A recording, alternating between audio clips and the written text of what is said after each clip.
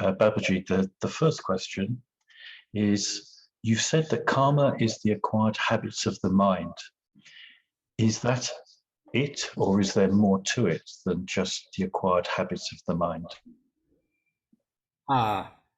It's the mind which really acquires the karma, because body has nothing.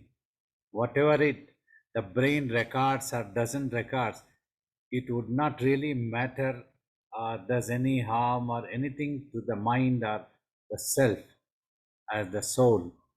So I have told in different stages, the same thing is known as consciousness, the same thing comes to be known as mind, the same thing is also the self eventually. If the thoughts are there, visions are there, it is mind. You call it as your mind. Then where is this your mind? It has to be you yourself.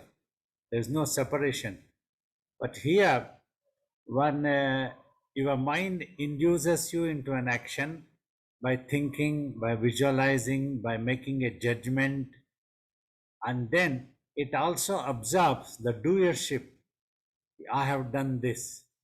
Unknown to the individual, the mind absorbs such imprints always. So that's what becomes karma. Based on this only, you get to see in your future.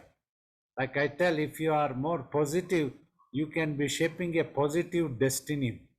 If you are negative in the mind, you are going to shape your own negative destiny. So the future. So that's what is important. Whatever the mind visualizes, it gets to see. Finally, when it can stop all visualizations, all thoughts, then it is able to see itself. It's able to become aware, realize itself. Otherwise, it's going to acquire karma. So that's how the karma comes, in fact. Does that mean that all thoughts create an impression on the subconscious and all of them become karmic? Yes, every thought can become an obstacle for self realization or for liberation. So that's what one needs to be careful. Imagine the challenge that lies ahead for any individual to clear the mind of all its thoughts and make it that it doesn't absorb any further imprints. That's very necessary, because as long as the body is there, some action, some form of action is going to happen. Like even a yogi, like eating or moving, walking, traveling, something will always happen. But the challenge is that the mind must not acquire any habits. It must not absorb any imprints of habits, and it must not get involved into such habitual thinking or visualization. All these things are very important. Then only the final liberation can happen. That means there shall not be any desire, anything that needs to be achieved, anything that you need to understand. Everything is done. There is nothing more. Till then, you have to strive. Your best effort should be to cleanse the mind, means just stop the mind, purify the mind. So that's how the karma comes, or there is no karma. Like a yogi is always said, he behaves in this world or he moves in this world as a witness. So it's the habit. If we act and there's an imprint, but if we don't create a habit in the mind, is that then okay? Is that not karmic? Yeah, so that is the reason. If you all remember, in my talks, I have told the six enemies of the human mind are the extreme greed, extreme anger, extreme attachment to impermanent world, and extreme stinginess, false pride, arrogance and false pride, and jealousy. Whoever has got these things in their mind is the first casualty.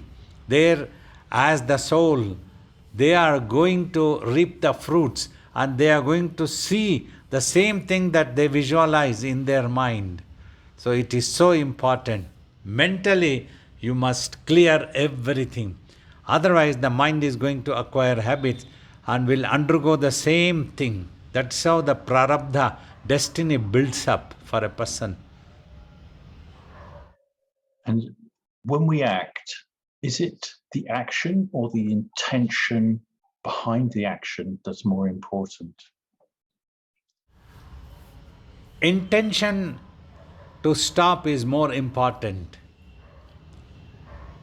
And intention is just to only one intention to totally clear your mind of all habits. Every thought is an obstacle, as I told.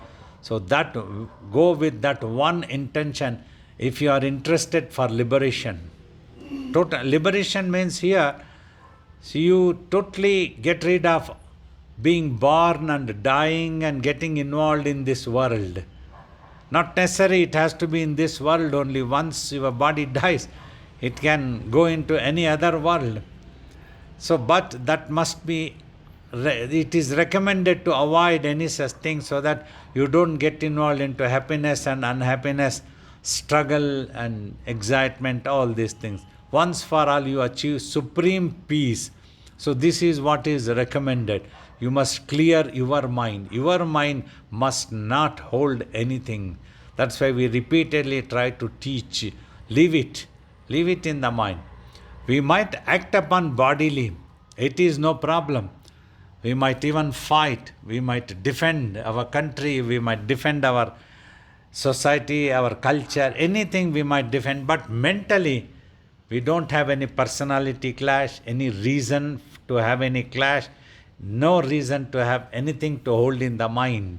Even if anybody had been doing injustice to us, harmed us, troubled us, we just mentally remain quiet. But outside, we have a right to defend. So these two things must not be combined. One needs to understand. In one of my these Zoom sessions only about these karmas, I have explained. Bodily you have to act upon. Like you have to eat to sustain the food, your physical body. You have to move. You may have to earn your livelihood also. And you may have to defend your things, your body and all the things belonging to you, like this.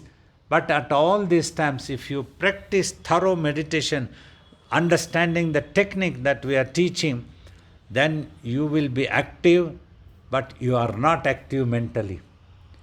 That's how a yogi moves in this world. He is not absorbing any imprints.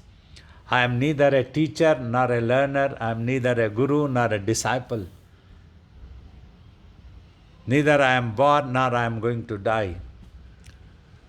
It is that what the story of Nachavyama Bhumir, na Tejo na Vayu.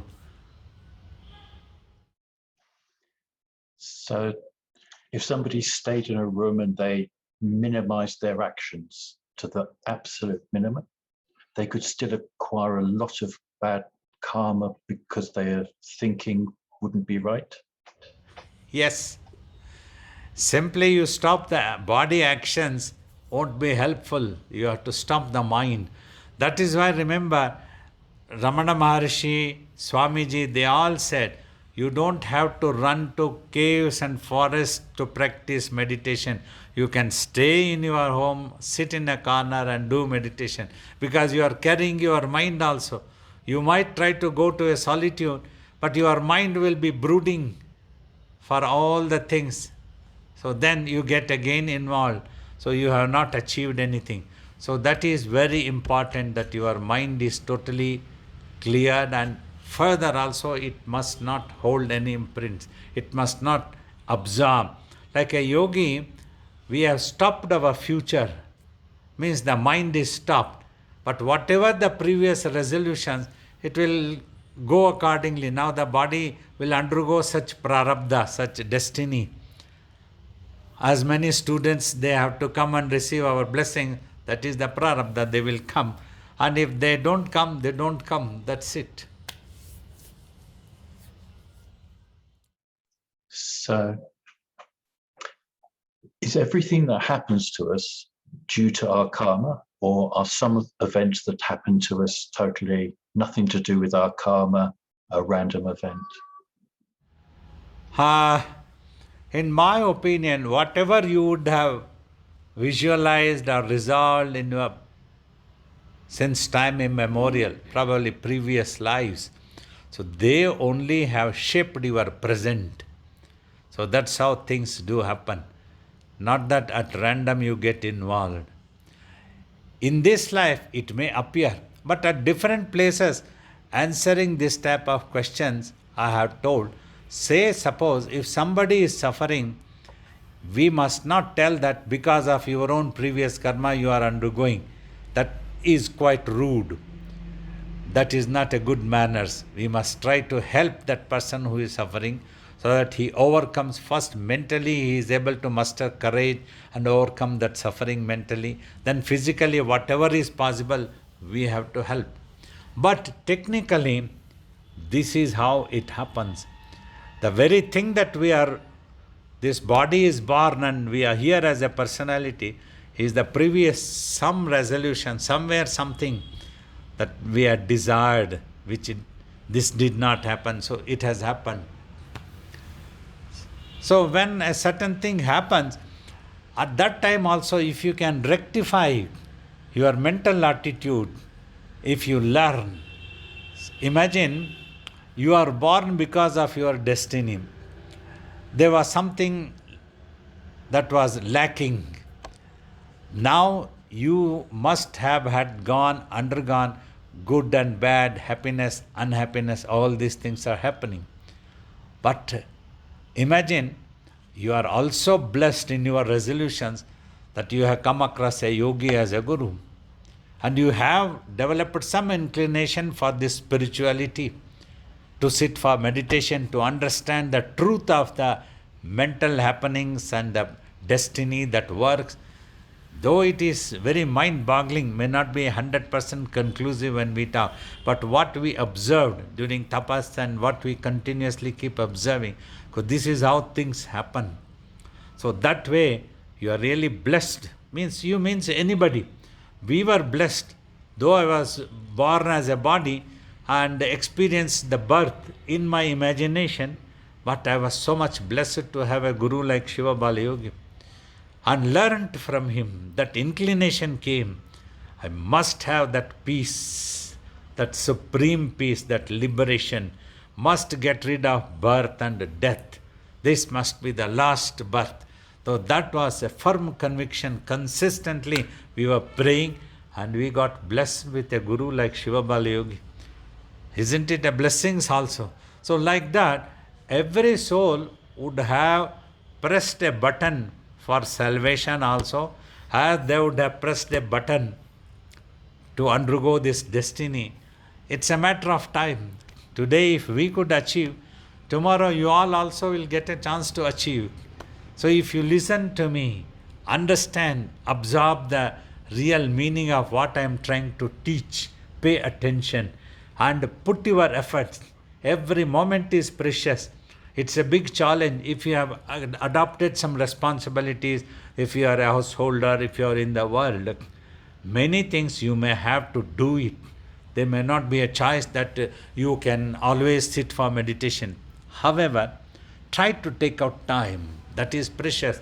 In every 24 hours, try to take out at least 1 hour. In that 1 hour, when you achieve total quietness of the mind, so put an effort in that direction, as you have to live in this world also. This is one of the rarest of rare opportunity. I am telling you the truth, revealing the truth, because all of you are dearer to us. You are all sitting here, taking out your precious time, wanting to learn this meditation, wanting to practice this meditation with me. And we thank to the science and technology's advancement that today, even though bodily I am unable to travel to come to your place, but we are able to see each other live. So many good fortunes are also there for all of you, and we all us utilize this opportunity, understand the truth, don't give up. Don't forget the moment you get up and go away, don't forget all these things. Let these things keep playing in your mind for a while, so that it will help you to cool down. keep your mind quiet. Give up unnecessary habits which are not at all useful for our life. Gossiping and trying to find faults with others always, being negative and criticizing others and trying to trouble others. All these things are waste of time. We are wasting our energy and our time. You just do whatever you need to do to sustain your life. You have to earn a livelihood, no problem. You enjoy the life. But don't forget to meditate also. Don't forget to keep your mind quiet. Practice that quietness. Understand? Got it? Any more question? Go ahead. A few more questions. Always more questions. So Babaji, when we meditate, does the meditation remove the karma, or does it stop the karma affecting us? It stops the karma affecting you mentally. Mind becomes quiet. The significance of those things, happiness and unhappiness of this world, all disappear. It doesn't appear as if anything is happening at all. You get to see people criticize us, they trouble us, they are jealous of us, they want to catch hold of our neck. It doesn't appear as if anything is happening at all. So look after your mind, that's important. The time will pass by. If you don't notice mentally, you see, there might be a trouble in the daytime, but if you get a sound sleep in the night, you don't notice that mentally. So then you have the happiness, you are at peace, sound sleep. The same way you practice meditation, you can get rid of that mental suffering. That mental suffering triggers more and more wrong things in a human being to do. A person goes into a jealousy, a person loses temper and gets into negativities. All these things can be avoided and you can lead a peaceful life. Everything is happening. That's what Lord Krishna also taught. A war is declared. No problem. You are at peace. You will fight, but you are at peace. See this difference. This life on this earth is like a battlefield. You will fight, but you are at peace. You will undergo everything, but you are at peace. That is the secret of karma. Acquiring karma and not acquiring karma. By meditating, you can cleanse and you can clear this karma. Thank you, Babaji. I think that covers the next question, which was somebody asking, if we have to bear with a very difficult situation in our life, does that mean if we can bear it peacefully, it erases our karma? Yeah, I understand. I fully understand when there is trouble in this world, how painful sometimes it can be, whether it is a body's illness or any such situation, circumstances surrounding us that forces us to face such things. It can be very painful for anybody. It's not easy. But however, if you practice this meditation, you will achieve more peace, more patience, forbearance, what you call it. Then you don't feel that pain that much. So if your mind can be quiet, somebody is scolding you, it doesn't occur anything to you at all. So, like that. So thus you will be able to keep yourself peacefully. Forbearance will come. Nobody can make you to lose your peace. They might cut your head, but they cannot make you to lose your peace. Understand this point. They might cut your head, but they cannot make you to lose your peace. That's important. Yes, Babaji. So you've mentioned destiny, and people have asked quite a few questions about destiny. Is my destiny entirely down to me and my previous actions and my attitude? Or is there a destiny created by God? Are we born with a destiny? You see, there is no 100% conclusive answer in truth. It can be very mind-boggling. you have a destiny and you are involved with the billions of people around you, and how everybody's destiny gets mixed up, and because if somebody else is suffering, you have the pain again. It is not necessary that you have to be bodily suffering or anything. If your mind is connected to somebody, you have an attachment, somebody belonging to you, so then again it can be painful. Like this, so many things, connections, mind-boggling things happen. However, some basic things which I have experienced is like this. Like now, your mind potency, if let us take it 10% potency. Just now, what your mind is operating in this world now, as Michael or as a human being, as a Gopal or any name it is. When this mind was with its 100,000 potency consciousness, I have told every life the mind scatters, it becomes diluted, its power becomes diluted. You have anything to say? No. I thought you were keeping. Sorry. So it gets diluted. So thus, whatever you are undergoing now, it was resolved when you were with your 100,000 potency consciousness. So this is only 10 now. How much weak you have become. How much strength you had when you resolved. So thus, whatever you had resolved then has become your own destiny now. Now another point, imagine, if you all look into your mind, the mind imagines stories, visualizes. As it imagines its happiness, its progress, its strength, it also imagines its own suffering, wanting sympathy from others. That gives, oh, poor boy, how much he is suffering, everybody is sympathizing, and thus you enjoy, the mind enjoys that also. The mind's secrets are enormous, amazing. So it wants to suffer and it wants others to sympathize, then it wants to enjoy that position. So thus it can get involved into suffering unnecessarily, which is not necessary. Why do we need sympathy from anybody else? We are one with the divinity. We are that supreme self. If only we realize, we get to the awareness and there is no suffering. So like this, destiny forms, one gets involved.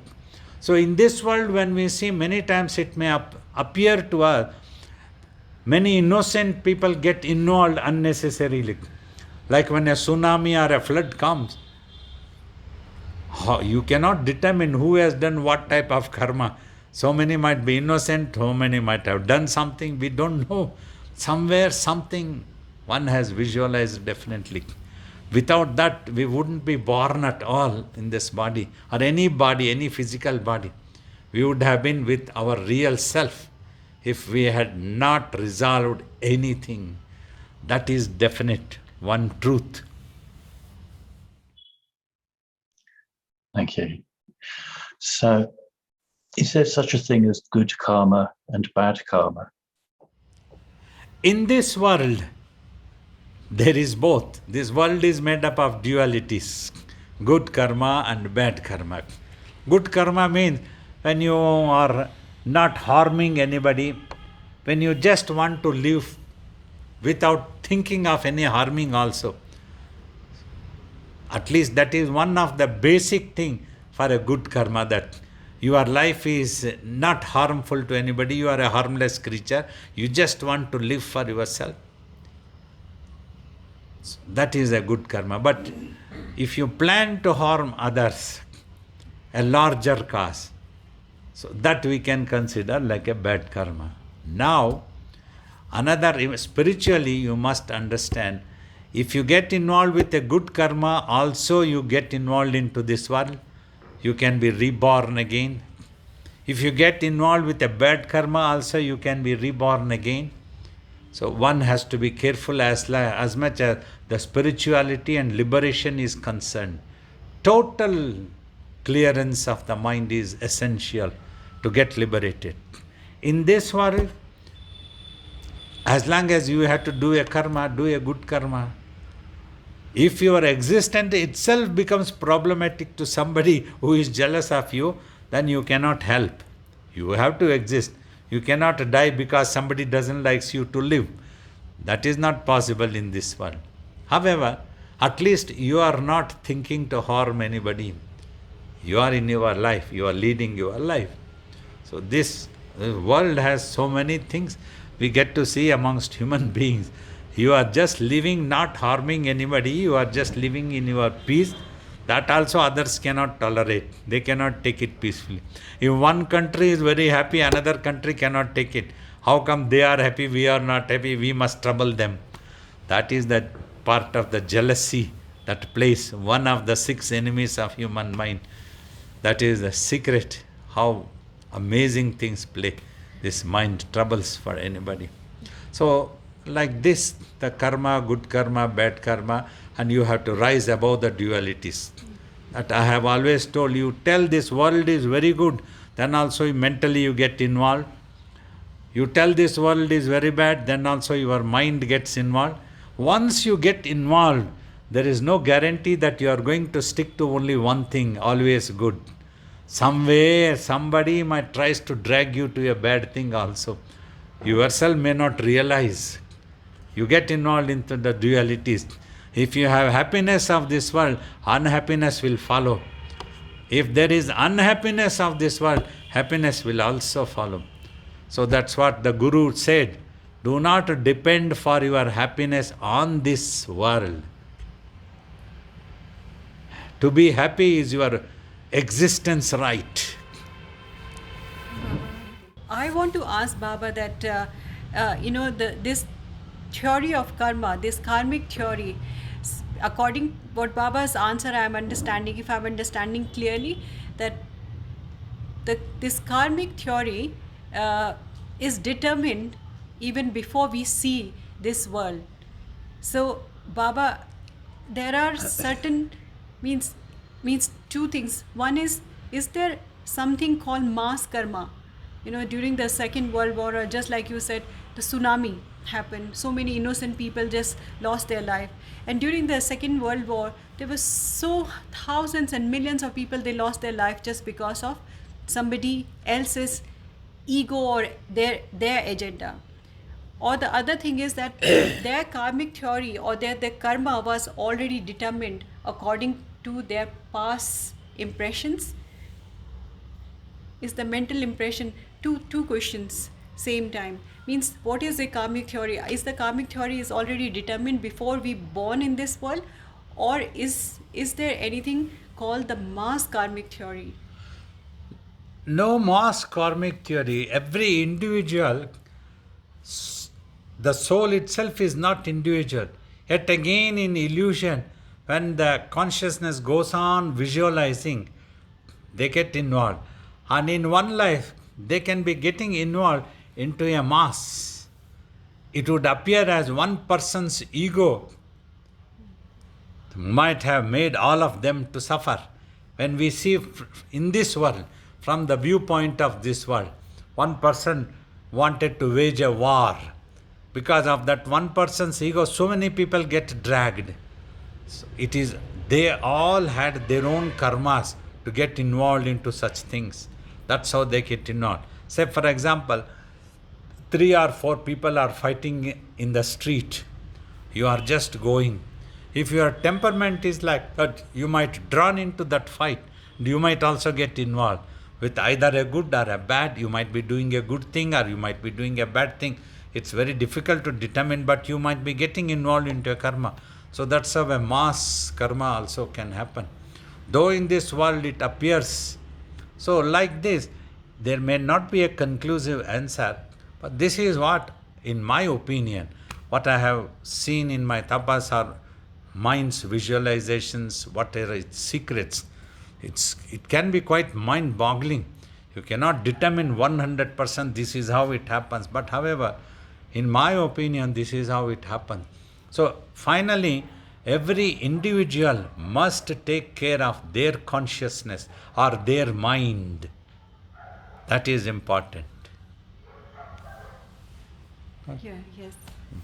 And the, the karmic theory is determined It is determined. already when we come to this world. Before that. It is determined. Even, you see, when we say ki it is already determined, you cannot afford to sit. That karma will not allow you to sit down in a corner. Some people ask that this question again. If it is already decided, what is the use for me to try for anything? That trying also comes under that karma that induces. It won't allow you to sit down simply quietly like that one. Somewhere, sometime, it makes you to put an effort. So, it might be, we might tell, one time everybody will go back to the self. Every individual soul which is appearing now will definitely go back to the soul, that ultimate truth.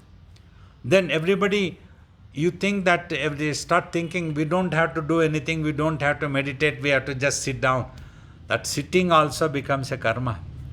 So it will induce you to put an effort somewhere. That's what the agony.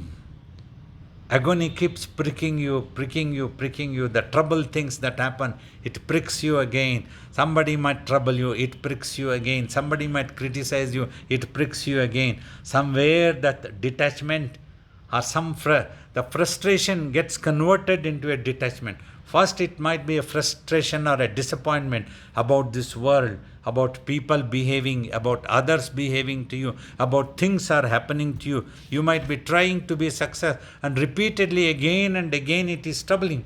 1 year, whole 1 year might be some troublesome things keep happening. One might tend to think, oh, this year itself had been quite bad to me. It started in January, in February this happened, March this happened, something like that. One might face, but everything is all that amazing visualization, but might get involved. So we have to try. It will induce you into an action. When you get frustrated, then it will be disappointment, then a detachment comes. After all, this is all the world. Even if God has come, it has not allowed, this world has not allowed God to sit down peacefully. You see, either the history or legendary stories or philosophies or God stories, whomever we consider as God incarnation, nobody has sat peacefully. Like that, it induces. It will make you to do the karma also. Put an effort, in other words. So if we're suffering difficulties, we can think of that as an opportunity to improve our karma. It's actually a challenge which gives us a chance to progress more. Yeah, definitely. If you are suffering, for example, anybody is suffering, first they must muster courage, remain determined, and try to overcome that difficult situation or that suffering in whatever way that is possible. That is what is we all learnt as children also. Till the last breath of your life, put an effort, it is worth it. Because if at all we have to die with that suffering, we will have the satisfaction we have tried our best, whether it happened or not. So that must not be abandoned. Try. And then next thing is, mentally try to keep yourself courageous, at peace, forbearance, bear with it. Achieve more composed, more peace within the mind while you are trying. These two things are very important. Mentally try that you overcome the suffering or feeling and keep yourself courageous with all the forbearance. Physically also, surroundings, anyway, applying the brain. Swamiji used to tell, you have to use your buddhi, apply your intellect, how to overcome that situation, how to achieve peace finally. These things, we may not be able to go to the end, but yet we must try to overcome the situation. Because what happens in this world, it's not easy to influence the other person's thinking. Say other person comes, it is nice. If other person doesn't likes us, we may not be able to help. We might talk to him, what makes you to dislike me? I don't have anything against you. Come, let us enjoy as friends. but that person might become adamant. No, I don't like you. I don't want to come to you. So, okay, we don't have to lose our peace, our life. We will try our best to have peace with everyone. Yet, if it doesn't happen, we have to be. So, that is how we have to try to overcome the karma and efforts in this direction. So, Babaji, on achieving realization, there is still some karma. That karma that a realized being has, is that different to the karma before realization? After realization, mentally there is no karma, nothing is happening to me. I don't feel, nothing registers. As I told, like on a white paper you write, and instantly it gets erased. So like that, the mind doesn't hold on to it anything. It doesn't suffers. For a while it might appear, only for a moment, if it might, but quickly the mind recovers and it gets erased. So thus there is really no karma for me. Physically everything might appear as if it's happening. Some people have come, or they have even spoken to me, look at that master, he's so famous and thousands people go, and why is that you don't attract anything? Something wrong might be in you also, like that on my face they tell. But I know, I just tell them, you want to attract 50,000 people, so you call a film actor or you call a politician, you organize such dramas, then 100,000 people will come. You experience the ultimate truth and you want to talk the truth. 2 people, 3 people, 4 people come, good enough for my mission. I am successful. 124, 130 people sat for meditation, and this is a great thing for 1 hour that all of you sat.